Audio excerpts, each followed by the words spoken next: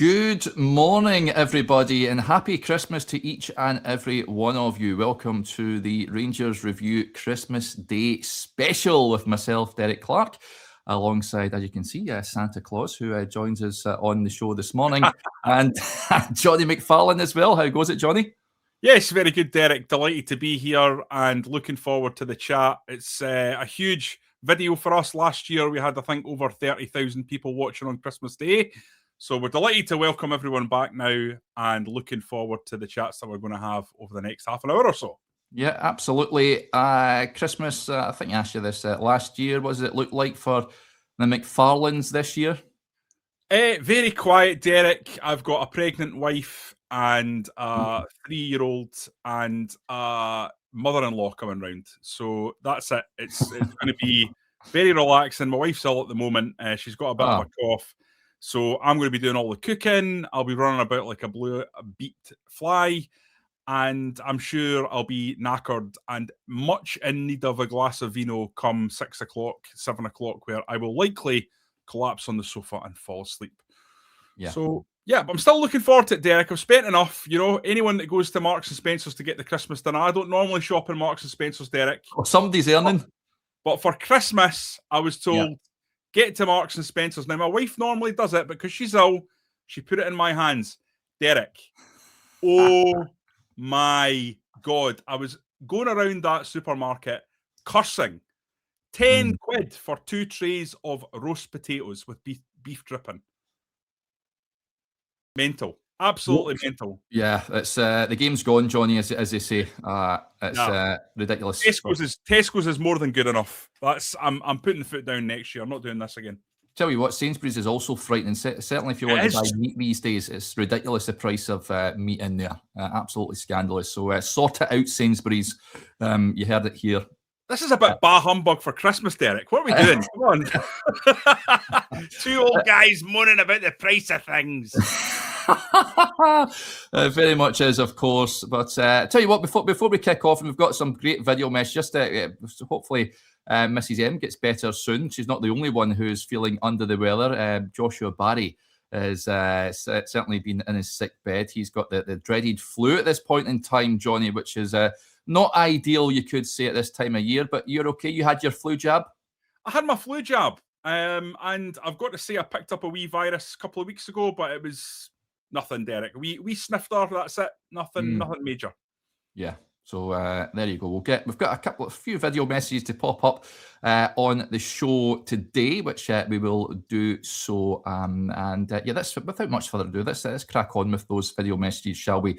The first one comes from. I'm suddenly worrying. Is sniffed a word? Does that mean what I think it does? I'm slightly concerned about that one. We'll just swiftly move on. Sniffles, yeah. Sniffles, isn't it? I don't know what a snifter is. I'm sure people will be telling me in the comments and clipping this picture up. Yeah, I don't think you'll get cancelled, Jonny. Put it that way. So I think we're fine on that front. Although I'm slightly nervous about these video messages. I've got to say, I've not really pre-vetted them beforehand, but we're going to just fire them up anyway. Kicking off with Master Barry, who shares this little message. It would help if I played it. There we go. Hi everyone, happy Christmas. I'm a bit sick. I feel it and I look it, so I'll keep it brief. Hope you have a wonderful time, whatever you're doing. Thanks for watching us all year. Hope you enjoy Jonny and Derek's company. And I'm going to go back to there you go. There is Joshua. Peace. Who is heading back to bed there. So I interrupted him there. You jumped in. Yeah, sorry about that, folks. We're getting used to this new technology here, so apologies for that. But listen, you've had enough. You just had enough of his "I'm sick" act. You're not having it. Get him off. The good news is, feel like Graham Norton just pressing the button and chucking somebody off the back of the seat. But the good news is, Joshua will be back with Blair for a Boxing Day show tomorrow. And speaking of Blair, this is what Mr. Malloy had to say on this fine day. Hello everyone, a very Merry Christmas. I hope you're having a wonderful day, however you choose to spend it. This is my first Christmas with the Rangers Review. I'd like to thank everyone for all their nice comments over the year, and all the people who also called me Russell Martin in the comments over and over again. I'd like to thank them too.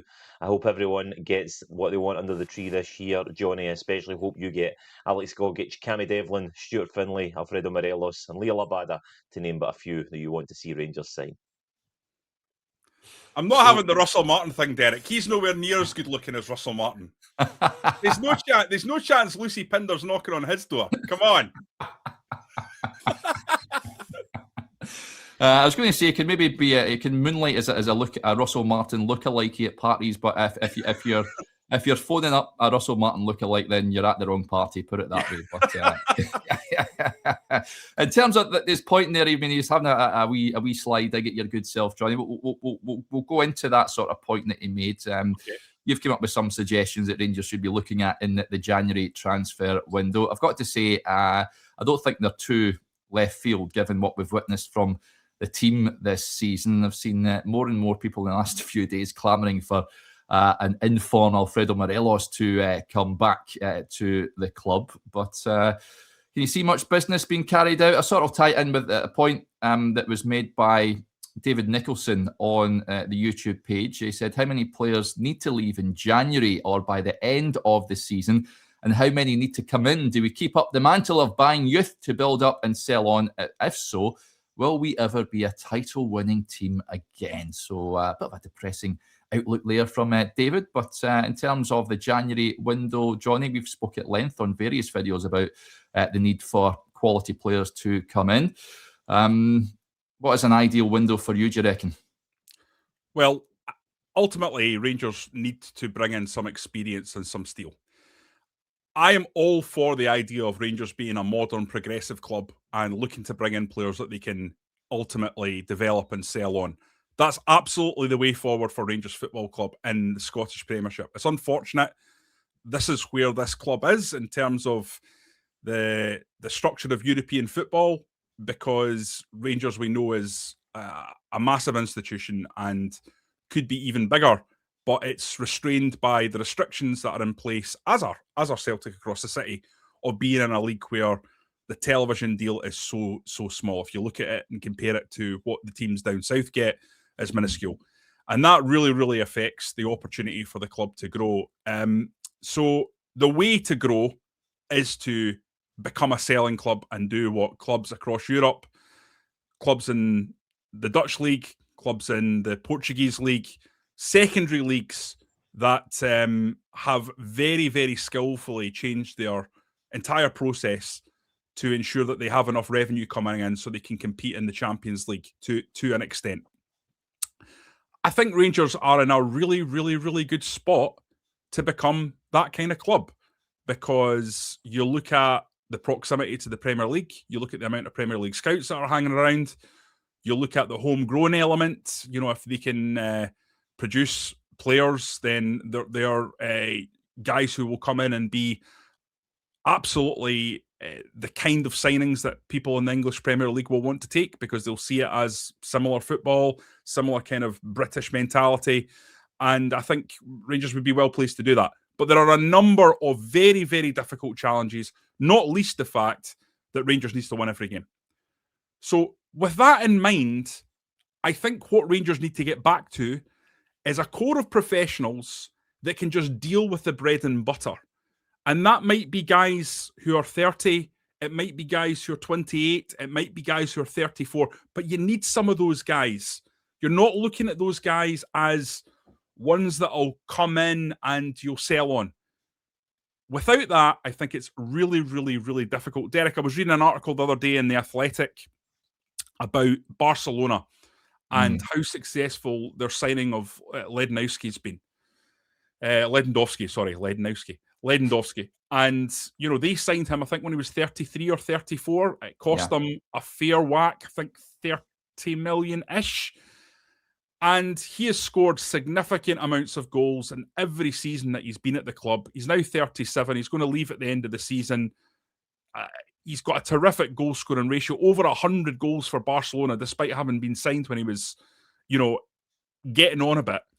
But that was a club that went out and signed the best that they could get because they understood they need to win right away and they need to win immediately, and that's in the DNA of the club. I don't think Rangers should be doing that regularly. I not want to hark back to the days when David Murray was spending £5 million on a 34-year-old Colin Henry. I don't agree with that as a regular way of doing things. But sometimes you need to do what you need to do. And what Rangers need to do is have a spine that's got experience that can help drag these excellent young players that hopefully the recruitment department will go out and buy through the games that they need to win. And for me, that's exactly why Lawrence Shankland, and I'm sorry for going on about it, and I know I've gone on about it over and over again, but that's the kind of guy that you absolutely should have brought in. Look, he's not a guy that scouts will look at and say, well, could he make it in the English Premier League? Yes. No, he couldn't. But his specific skill set is very, very suited to the Scottish Premiership, and he's going to perform at that level. And Rangers need a few like that to drag them through those domestic games. And it's not always about, will Alex Gogic be playing 60 games a season? There's a lot of good Rangers squads, title-winning squads of yesteryear that were packed full of guys who played 25 or 30 games that are really, really useful at important moments. And again, you don't have to always think about players as playing every single game. Now, Rangers at the moment, they do need genuine starters. But I think the mindset has to be, how do we improve? How do we get better? It's not about going from being the fourth best team, as Rangers are at the moment, in the Scottish Premiership, if you look at the league table, to being a Champions League team. You can't do that in one step. You need to make the step from being the fourth best team to the third best team, to the second best team, to the first best team, to the Champions League.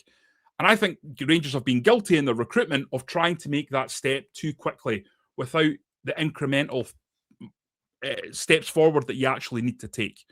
So all these guys that I've recommended and I've talked about signing, I know it's raised a few eyebrows. I think it was called an idiot on Follow the other day, which is... that's nothing new. Par for the course. Yeah. But if it makes me an idiot to say Rangers should be signing players that know the club, that have performed already at the club, that have been successful at the club, that know the league, that know the UK, that are already adapted to the culture, then I'm an idiot. But it's exactly the format that's worked before for the club over 100 years. So I don't see what the problem is. You can't continually go out and sign 21-year-olds from Norway or 19-year-olds from Morocco and expect Rangers to do what they've done historically. It's not going to happen. You need to have players around them that can help them through it. Yeah. Where do you stand on one name doing the rounds? And Chris gave us an update on the latest on that was Josh Windass from yesterday. He's a player that Rangers were one of a host of clubs linked to in the summer. I felt at that time Rangers should have made a move to bring him in from Sheffield Wednesday, who, of course, have gone through real financial problems there. For me, it was, you mentioned Lawrence Shankland, it was a bit of a no-brainer, if you like, to go and get him on a freebie, given that he's had a great spell at Sheffield Wednesday. He's a better player than what he was at Ibrox at first time of asking. He's more of a sort of centre forward, and he's shown at Wrexham this season, scored 6 goals for Wrexham, that he's been in relatively decent form. I would be amazed, incidentally, said on the show yesterday, if Wrexham were looking to offload him in January on a permanent basis, because he is a key player of their squad. But that is someone I felt Rangers should have brought in the summer, Jonny. Someone that we touched on there, I think, knows the league, but not only that, I think he's a good player. And we talked about Morelos last week. He would improve that squad for me. Look past his previous stint at Ibrox, and I get why some fans are not on the Josh Windass train, given his perhaps behaviour in his previous time at the club. But for me, if Josh Windass was ever to become available, I'd be all over that. Josh Windass fits the criteria that I've outlined, Derek. I was not a massive fan of him when he was first at the club. I thought that if you looked just at the pure numbers, I think there was his final season that he played, it was something like 17 goals, 8 assists, something like that in 50-odd games. Yeah. The numbers were excellent, but I felt like he was a bit of a flat track bully. I didn't think he did it in the big games. And Josh Windass is undoubtedly a massively talented player, but never for me quite grasped the metal. Now, here's the thing. You probably in a good position to talk about this because you watch more League One and Championship football than anyone that comes on here. So you've got a better sense of what's required in that league and what's been performing down there because you're there and you talk to people and you hear and you see. I don't know where Josh Windass is now compared to where he was when he left, but what I would say is I would fully expect him to be a better player because he's 6 or 7 years older. He's been performing in a league that is better than the Scottish Premiership. And if you can get him, I think, on a reasonable deal, I can't say I have a problem with it, Derek, but what I would say is I just haven't seen enough of him since he left to be able to make that, and that's why you're better placed to kind of judge whether or not you're not getting the same player you're not getting the same player that left. You're getting a better player. That's my argument for it. I've seen a lot of fans just dismissing it, immediately saying, "Nah, can't be looking at him. Listen, he's better than what you've got." That's just the fact of the matter. You can't. Yeah,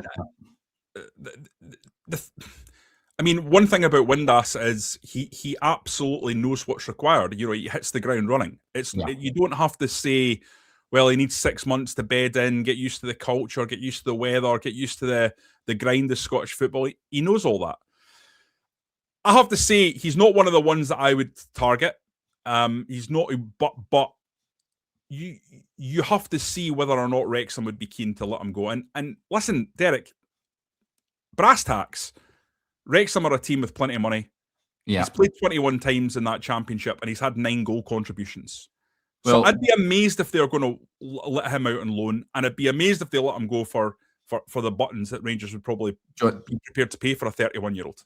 Jonny, Rangers could have had Windass and Shankland for night in the summer. Yeah.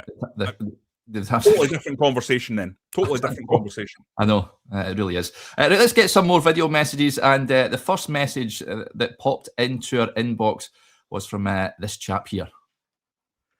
Oh, you two are a pair of idiots. I don't know why anybody bothers listening to you, but they seem to. So, Merry Christmas anyway, and let's hope that it's a much better year for the Teds in. There you go. That was Mr. David Egger, host of Heart in a Hand. If you've not subscribed to Heart in a Hand, folks, do go and do so. It's a cracking platform over on Patreon. I'm a subscriber for many years myself, and David does a sterling job over there. But there you go, David Egger making an appearance. He's been on the show a couple of times. We've not had him on for quite a wee while, incidentally. We need to get him back on at some point there. But nice wee message from Davey, Jonny. Yeah, Davey's a great guy. You know, he spends a lot of time on Twitter calling me a Hibs fan and ripping into me. But yes, secretly we got on quite well. But just don't tell anyone. Yeah, absolutely. Right, next message. Let's see who is next up. We've got a comment here from Potsy Photo. That's his username anyway. So here he is. Morning all, and a very Merry Christmas to you all at the Rangers Review. The 6 guys do an incredible job. The content's fantastic. I'm a former season ticket holder. I only follow Rangers on X now because I've got stress issues and Rangers are just too much for me. So I really appreciate the content. Question for you. What is the most unusual Christmas gift you've ever received? Have a great festive period. Bye for now. There you go. There's a cracking question from Potsy. What's the craziest Christmas gift you've ever received, Jonny? Derek, I'm not a guy that gets crazy Christmas gifts. I'll tell you the one that stands out though. I think I'd given my wife, who was at this point my girlfriend, a list of things that I wanted for Christmas. And she said, look, there's something I want to get you. It's really good. It's a big gift. It's a substantial amount of money. So do you really want all this stuff? I said, no. If you think you've got something that I want, I trust you that you know me. We've been together probably 10 years at this point. I says, fire in and get me it. And so, Christmas Day comes along, quite excited. I wonder what this is that she's got me. It's a big box in the living room underneath the tree. I'm like, oh, what's this going to be? I'm very excited. I'm pulling it open. Derek, it was a bread maker. You used it? I've used it, I think, twice. She's used it a lot. And it was one of those classic ones where you're like, You basically got yourself a present through me, haven't you? So it's a long-standing joke in our house at Christmas about bad gifts and the bread makeup. Listen, each to their own, but it's slightly odd. Do you got a pizza oven a couple of years ago, did you not? Yes, for my 40th birthday, she bought me a pizza oven, which that was a cracking gift, and that wasn't something that I asked for. She pulled that one out of the bag. So yeah, I mean, I do like making food and cooking and things like that. What about you, Derek? I was just trying to think. I mean, some got some legendary presents when you're a kid growing up. Christmas is a magical time of year. I mean, it's always a good time of year, family time, but it's more so when you're a kid. I think I remember being excited when I seen a Ski Electrics box unwrapped on Christmas morning back in the early 90s. Before the iPad era. Yes. Look, the youngsters that watch this show will be thinking, "What the hell is that?" But I think I may still have it. It's up in my mum and dad's loft. But what a present that was! Then of course got a Sega Mega Drive one year, which was can you imagine? The excitement levels are through the roof. So you just simply don't get gifts like that anymore. You really don't. But they've got everything. Like if you think about just an average tablet, it can do pretty much everything. Yeah. Whereas, it was expensive and costly to get something like a Mega Drive, and it was a big deal. It was. And you got to remember, our parents are boomers, so they're miserly. They weren't spending a lot of cash, so not like now. But you're absolutely right. Spot on. These Christmas memories of the Mega Drive and the Super Nintendo and all that. Yeah, I mean, those were the days, as you say. So thank you for that message, Potsy. That's very kind of you. Does it still have an impact on my life, Derek? Wow. There you go. Did you make that? Nah, I got it at a craft fair, but it's pretty cool, isn't it? It's pretty cool. I saw it, and it's just like, let's have that. There you go. A 3-year-old grabs it, obviously. Yeah, I bet she does. Next message. Let's get a message here from Benny Blanco from the Brox. So he's recorded this. Lovely wee Carlitos Way reference. Morning, guys. Yeah. Merry Christmas. My concern is a number of players that need to leave in January. There's too many. I reckon about 12. I've categorised them deadwood and lumps of wood. Deadwood, we've got Cifuentes, McCausland, Dowell, King, Davis, Cortez, Matondo. Lumps of wood, Chermiti, Asgard, Antman, Rothwell and Tinilo. How do we get rid of that lot? Very good question there. And thank you very much for sending your message in, buddy. Deadwood and lumps of wood, which is one way of putting it. Certainly the deadwood can all go. Rangers, I think, pretty much would be easy to deal with on those. The lumps of wood, Chermiti scored in his last game, took his goal very well, incidentally, but we've not really seen anywhere near enough of that from him against Hearts, and it meant very little in the grand scheme of things. If it kicks off a goal-scoring run, then happy days. But it's fair to say we touched on the Lon Shankland earlier on, and Josh Windass, of course. I think Rangers need to bring in a striker of repute in January. But his point there, lots of players taking a wage that contribute very little or nothing, Jonny. I mean, great point, great question. I'd forgotten about Matondo, Dowell and Cifuentes. And who else hasn't? I mean, between those three, you are probably talking about the best part of 75 grand a week in wages. It's frightening, actually. And again, it shows you when you don't get recruitment right, it comes back to bite you in the bahookie. And Rangers have got recruitment spectacularly wrong for so long. It's the number one thing the club needs to fix. If Andrew Kavanagh wants to ensure that his money is being spent wisely, it's the number one point of leakage at Rangers, and something that they need to address immediately. Listen, I think in the transfer market, there's always people who are desperate to redefine a player's career. Yeah. There's always managers who think, I can be the one that changes them. I can be the one that gets the best out of them. And for quite a long time, Rangers have been one of these clubs that deals in these type of players. You know, the slightly the guys maybe on the way down a little bit who have been hard of luck. You know, to think about someone like Todd Cantwell, probably technically, skill level wise, Rangers are not going to get a player like that too often. But then there's question marks about application, about attitude, about whether or not he would be a good fit for a club this size with the demands. So I think he would be a good example of that kind of market that Rangers are shopping in. And there's always going to be takers for some of these players. But whether or not you're going to be able to get them out the door at the price that you value them at is another question. You look back to that transfer window, Derek, where I think we all thought it would have been 5 or 6 million coming in, and then the accounts came out and it was 800,000, and that included Lammers and Goldson, Cantwell. Yeah. And it was remarkable.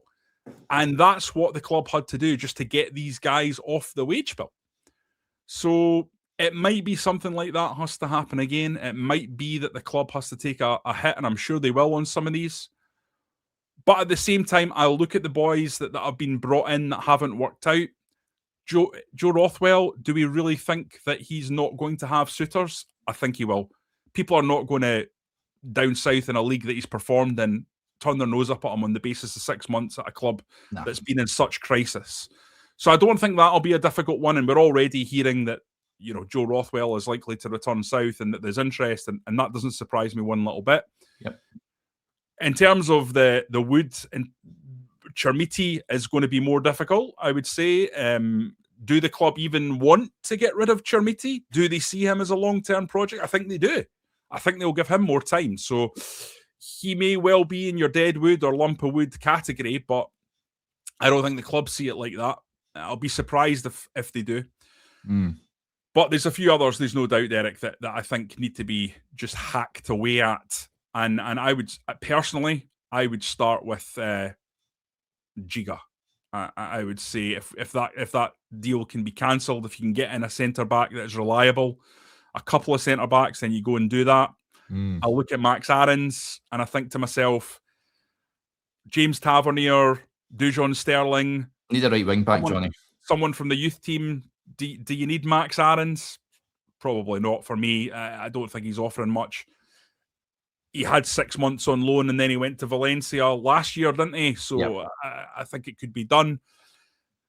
To be fair on Max Aarons, I don't think he's been terrible since the change of managers. I don't think he's been great. But you don't get anything really of any great note out of him, do you? That's it. He's not performing to the level that you would have hoped he would.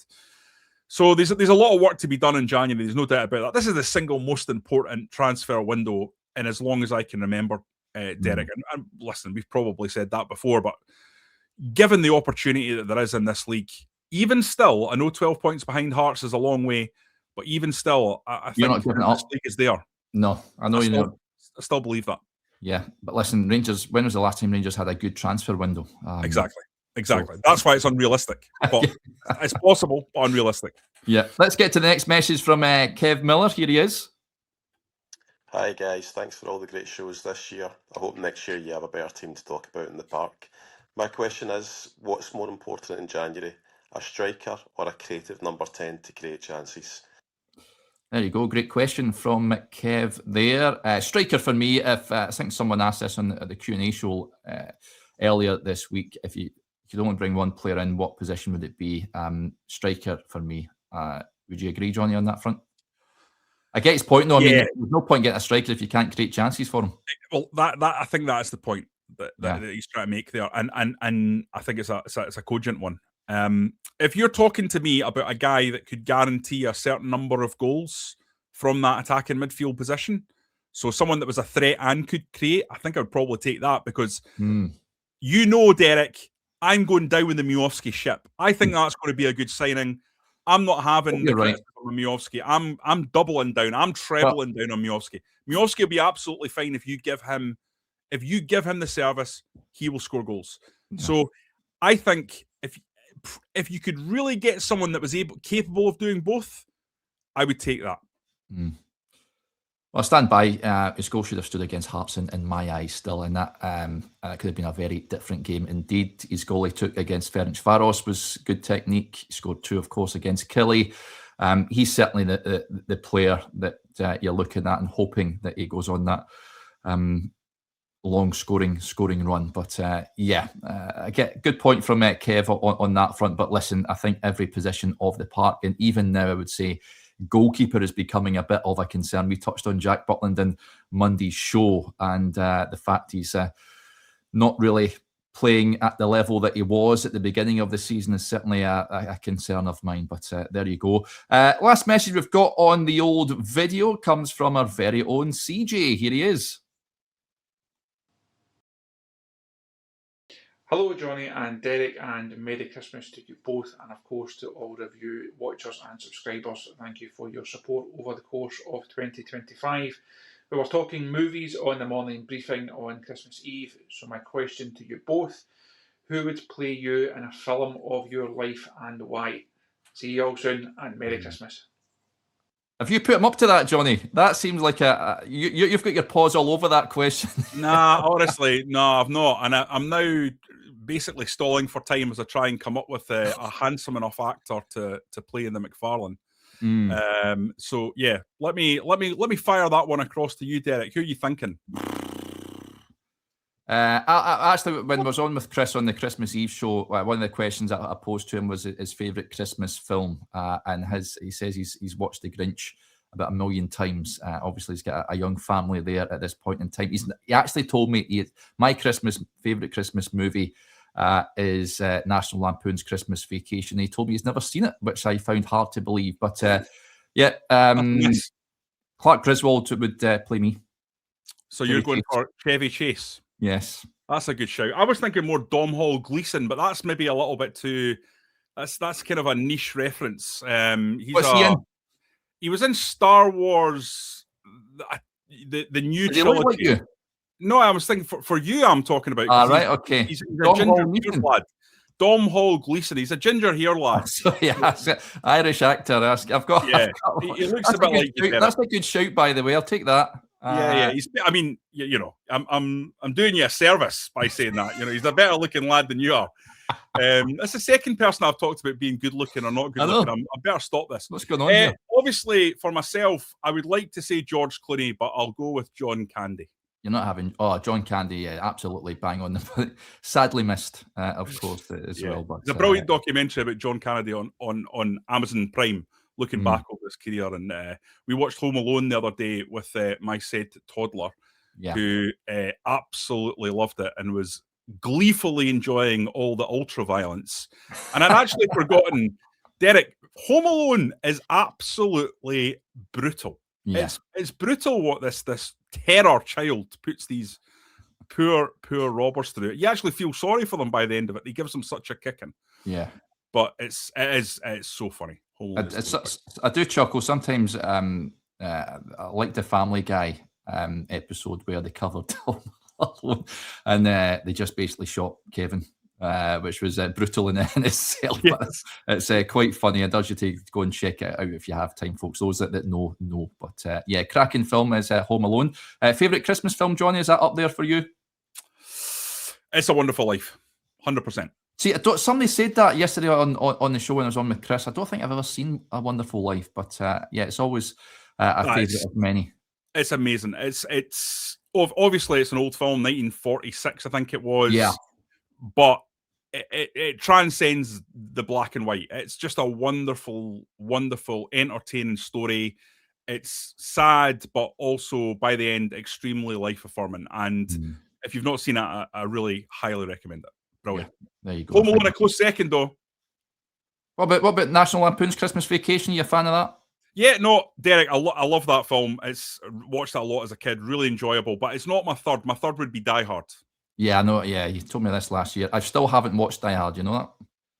I have not bothered my backside watching that yet. But honestly, right? You should. I take it the wife's not seen it either. You should say to Mrs. Clark, listen. Do you know what? Christmas Day, we're going to watch Die Hard because Derek, I can't tell you enough. Die Hard is it's entertaining and amazing and brilliant from start to finish. You'll watch 5 minutes and you'll be like, why have I never watched this before? Well, 10 minutes in, you'll be like, oh my God, this is incredible. It's just, it grabs you from the get-go and doesn't let up. And it's funny, it's action-packed. Bruce Willis is incredible in it. The baddie played by Alan Rickman is one of the great baddies of all time in cinema. I can't recommend it enough. And it's not in any way boring or a slog or even dated. It could have been shot yesterday. It's just a relentless thrill ride. You must watch it. Yeah, right, there you go. I'll sit down to it later on. We're going to start a movie show at some point. Genuinely have been thinking about this. We absolutely should. I think that would be absolutely fantastic. It would, it's right up your street anyway, that's for sure. No, I watched the other night there. It's on Netflix. I don't know if you've seen it. The House of Dynamite. I did enjoy that. Are you going to tell me you didn't like the ending? Yeah. I say that to the wife. She's like, "That's you don't get it. That's just a basic view that you have there." I was anticipating a big kaboom ending, but we never got it, so I was disappointed. Yes, but the whole point of the film, it doesn't matter about what happens. It's the point is the process. But anyway, we could discuss that in our new film show when we do the House of Dynamite. Yeah, that's a good point to end the show today, folks. But it's been fantastic to have you on the show this morning, on this lovely Christmas morning. A big thank you to Jonny and to each and every one of you for your support during the course of the year. It is very much appreciated here at the channel. Remember, if you're not a subscriber, then hit that subscribe button. Hit the notification bell. You never miss a video when we go live. Lots of great stuff coming to you over the course of the festivities. As I touched on earlier, Joshua and Blair will be recording a show for you coming your way tomorrow. Then on Saturday, we'll have all your usual match coverage from Ibrox, both pre and post-match. Thank you. Big thanks to Jonny, as ever. A bit of mulled wine tonight, Jonny? Absolutely, definitely. I'm going to go and enjoy my turkey now. Some expensive potatoes from Marks and Spencer's. And obviously, Derek, it goes without saying, the number one thing at Christmas for me, in terms of Christmas dinner, pigs and blankets. I cannot get enough of those bad boys. Stuffing, yes. Turkey, yes. But let's be honest, it's all about the pigs and blankets. Yeah. Well, as you can see, I've got my party hat on, pulled a cracker with the missus earlier on, and... that's not a euphemism or anything like that. In the little crack, it says conversation starter. What's your favourite and least favourite on a Christmas dinner? So you say that pigs and blankets for you, Jonny, is your favourite. Least favourite, Brussels sprouts. Do you know what? We've got a recipe for Brussels sprouts. We are for many years I've never had Brussels sprouts, Derek, but we've got like a Brussels sprouts gratin recipe that is lovely. Yeah. So it's a way of eating Brussels sprouts that covers them in bacon and cheese. And to be honest, you don't even taste the Brussels sprouts, really. And it's a phenomenal way of doing it. So you get a bit of green, but you get the cheese and you get the bacon and the salt, and so you don't makes them spectacular. Yeah. I do like sprouts, I've got to say. I'm a fan of sprouts, but I'm a big fan of roast potatoes as well, and Yorkshire puds. You don't look like a man who eats a lot of roast potatoes, Derek. You don't look a guy who does a lot of carbs.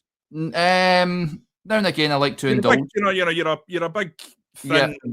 But I tell you what, it's living down here, Jonny, they do Sunday roast like you would not believe. A good old hearty Sunday roast in an English pub, you cannot beat that. I'll tell you that for free. Phenomenal. So, there you go. It is phenomenal indeed. Right, folks, Merry Christmas to one and all. Enjoy the rest of your day, and we'll chat again soon. Bye for now.